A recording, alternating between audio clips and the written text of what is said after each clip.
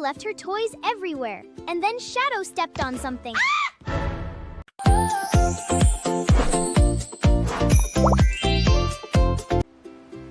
After playing, Maya left every toy scattered across the floor. I'll clean it later. But the messy floor was no longer safe. Shadow, are you okay? Maya heard the noise and realized that her unhelpful choice could hurt someone. I'm sorry, Shadow. I should have cleaned up my toys. Maya accepted responsibility and decided to make a better choice.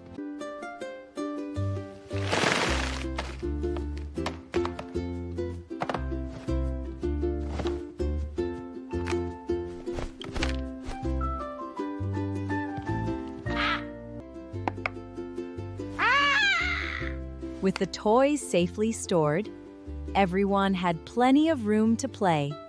When playtime ends, cleanup begins. Cleaning up keeps everyone safe. Follow Playmind Rhymes for the next adventure.